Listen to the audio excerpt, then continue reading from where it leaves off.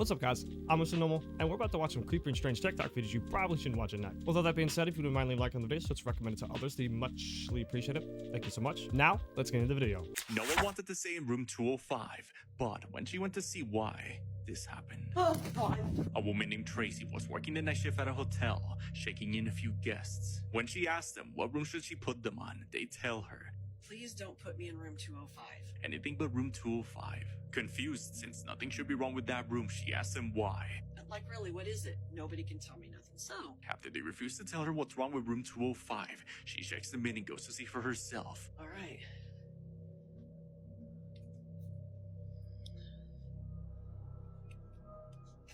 What she captures next is horrifying.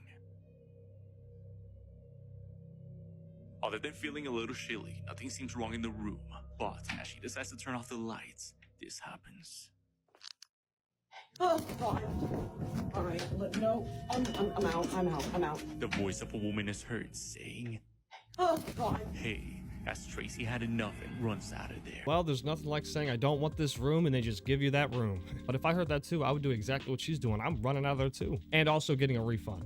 This couple had to share a life raft like Titanic after the cruise boat that they were on had just sank. So this couple was on this cruise boat when they hit a wave and they started taking on too much water. Apparently the wave was massive, and when it hit it, it flooded the cabin and then started to take a nosedive as it filled with water. As you can see here at their feet, it's filling up with water below them.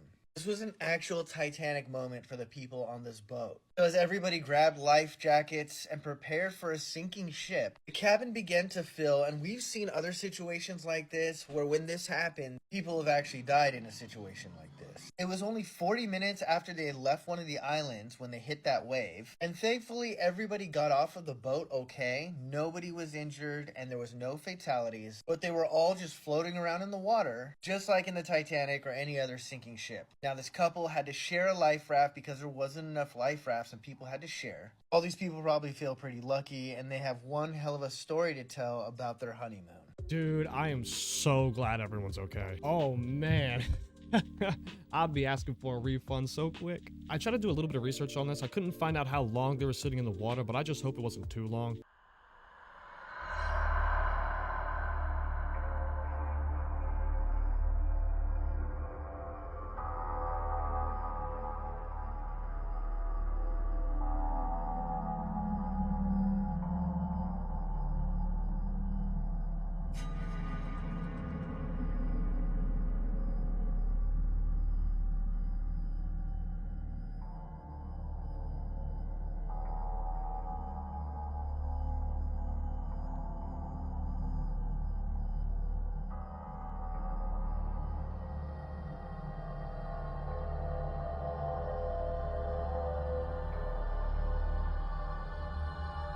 I have never seen a perfect shadow like that before. If you guys want to know what that is, if you've seen the Hulu show called Paradise, it's the fake sun simulator line that goes across. I'm completely joking.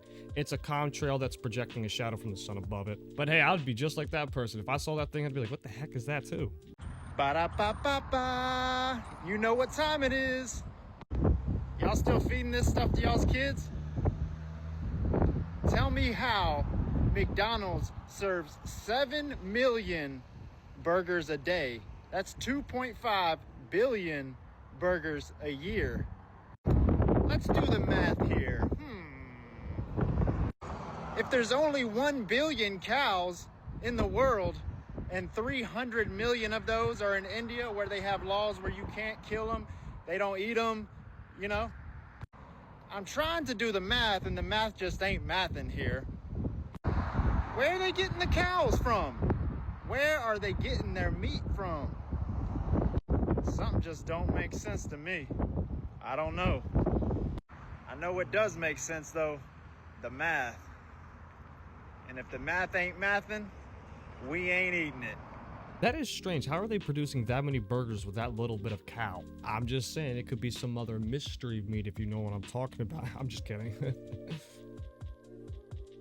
The following footage is from a couple of teens out of Australia. They found what they are calling avatar plants. And honestly, they do look like something out of this world. This plant is actually called a Mimosa pudica, and they're typically found in tropical areas. So it's not a surprise that they found these fantastic plants in Australia. But take a look at this. This is actually kind of cool. Tell me what you think. Here in Cairns, Australia. Go up close.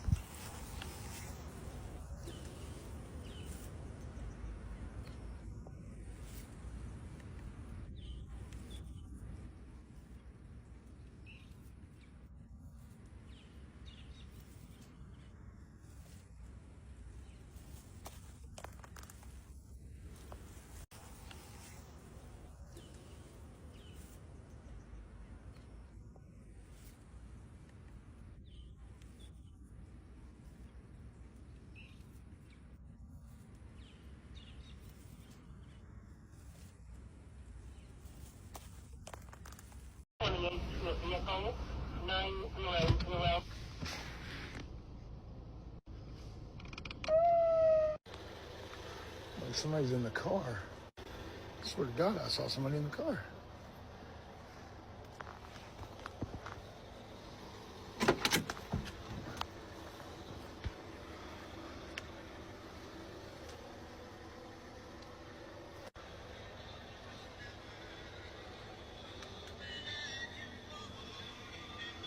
This is some spooky shit right here. I'm gonna have to call this in the sheriff's department.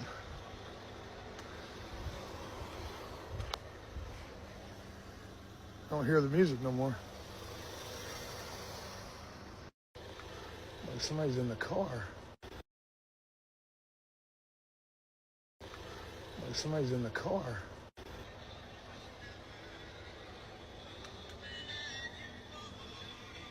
I would have to quit my job after this one. Now knowing anytime I pull someone over, they can just vanish like David Blaine.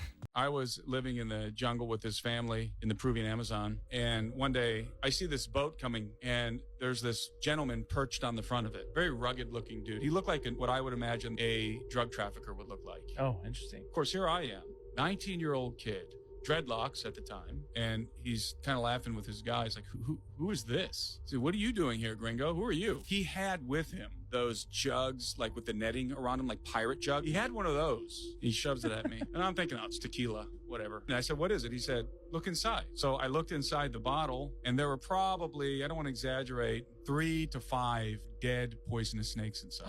Venomous snakes. Come on now. 3 to 5 venomous snakes inside. I said, why are there snakes in this bottle? He said, this is called biborachada. This is what men drink. So I drank it. And it just tasted like straight alcohol. I mean, I drank it. They all laughed, him and his guys. I didn't think anything of it. But about 15 minutes after I drank that stuff, my chest started to burn really bad. And white foam started coming out of my mouth. Bro. It feels like I'm burning a hole in my esophagus. Oh my gosh. I was really painful. I went up to the hut and they're all laughing and smoking cigars and cigarettes. And I walked up there and sat down with them. And I was like, why is this stuff burning a hole in my chest? Is this normal? And they all just started laughing.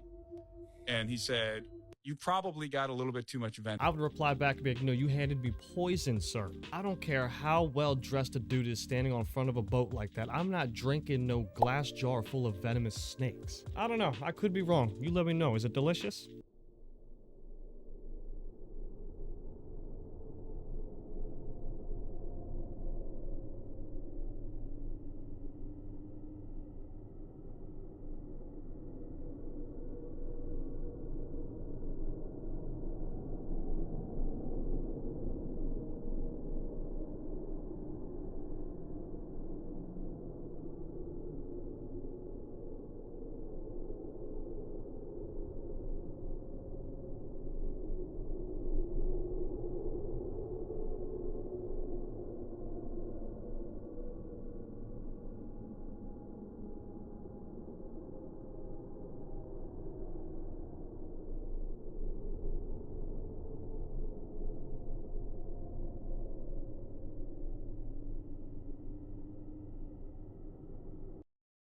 Someone started a petition to ban this girl from Australia. For those of you that don't know, this is Sam Stray. She's an outdoor enthusiast and a hunter who went viral last week for taking a baby wombat from its mother.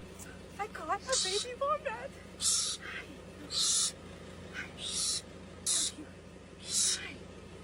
Okay, Mama's right there, and she is pissed. The video is off-putting to most people because you're not supposed to do that by law in Australia. She took the baby wombat from the mother, and the mother was in distress, and the baby was crying and screaming as she took photos with a friend of hers while she was in Australia. Since they uploaded the video, she's gone viral and received tons of backlash and hate over the video, which is extremely understandable because what she did is not cool. But now they actually have a petition to ban her from coming to Australia ever again. And now people are signing it all over the place so that Samantha can never go back to Australia and disturb another wildlife animal ever again. Dang, man.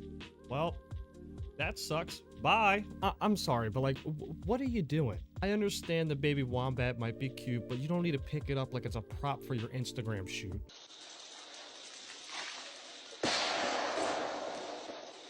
You guys might see a pointless invention, but you know what? I actually see something that does have use. This TikTok that I got tagged in shows a pretty odd looking invention. We can see this stick right here with a container on top and water filling it up.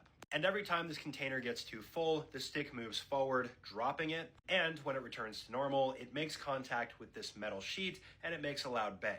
But I have a theory this invention actually has the purpose of protecting orchards. I grew up in a place that has a lot of orchards, and birds and other wildlife will oftentimes come through and consume fruit. So to prevent this from happening, these orchards will purchase these propane cannons that make loud booms every so often. These do a great job of scaring off wildlife, but if you don't have access to one of these, you have to improvise. Some people will use bird ribbon to scare away birds, but maybe someone could get creative and make a homemade solution like this. And if this was not created with the intention of protecting fruit, maybe you should patent it, man. I mean, it's actually a pretty good idea. I feel like that would work. That would scare the crap out of me if I couldn't see what was happening and I just steal the fruit and you just hear a loud bang going off in the background. So yeah, definitely makes sense to scare off whatever's going on. A Phoenix-based international company says they think they've solved the high cost of building homes. And when lumber goes up, well, the cost of building a house goes up. So what if you could build a house without wood? Listen close. Do you hear that? Exactly. This is the world's quietest construction site. Because instead of machinery to cut wood, here at a foam home, crews heat up a wire with a battery pack, stretch it out, and then slice the foam like butter. Then they glue it to the rest of the house with a glue that turns into more foam. So it is 100% breathable, 100% livable, it is FDA approved, and 100% recyclable. They say as lumber's only grown in cost, foam hasn't really. In fact, building a home this way can be 10 to 50% cheaper. No supply chains in the last year that has ever affected us, and no supply chains moving forward that's affecting us. Eventually, the foam's covered in a thin layer of their concrete formula, and you'd never tell it was a foam home. You might think foam makes a rickety home. They say you're wrong. In fact, they tell us the foam can withstand more than 200-mile-per-hour winds. They call it earthquake and hurricane-proof and fire-resistant.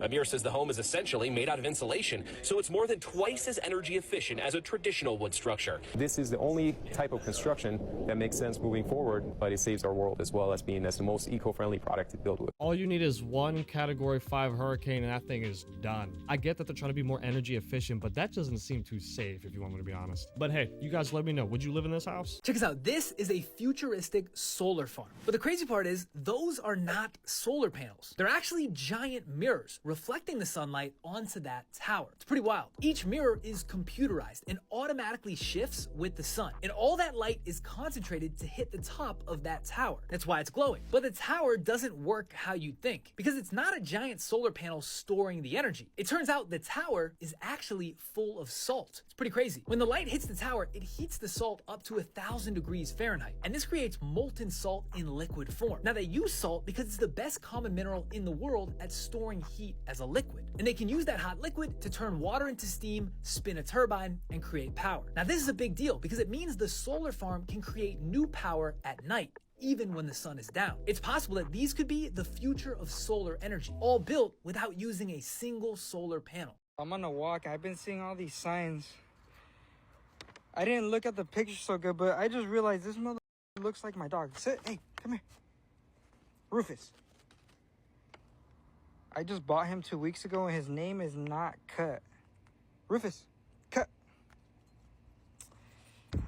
I'm tripping out because I bought this dog like 2 weeks ago off of family. So he's not lost. His name's not Cut. His name's Rufus. They said they couldn't keep him. Blah, blah, blah, because they're moving. But why does this dog look just like him? I don't know if I'm tripping, but... Nah, it looks just like him.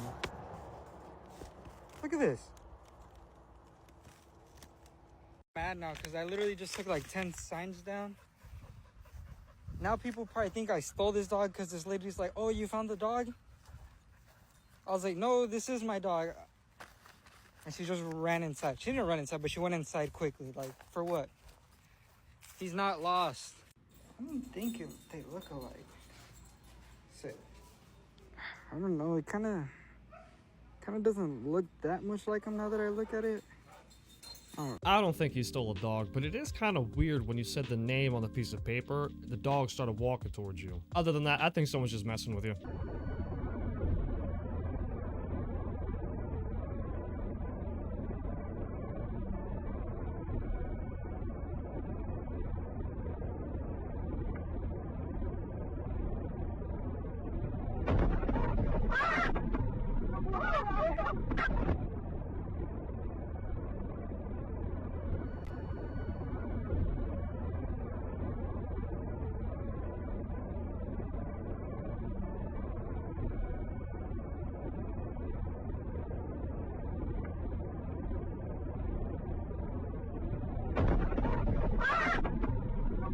That legit looked like a person they hit. I honestly don't know what that is, but they definitely hit something. I even replayed it back a couple of times and I still can't figure out what it is. If anyone can figure it out, please let me know.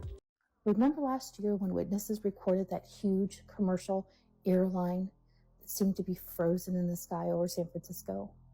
Well, it's happened again, but this time in Fort Myers, Florida. This witness was driving down the highway when they saw what appears to be a huge commercial airline stuck in the middle of the sky. This thing is literally not moving. Take a look at this and tell me what you think.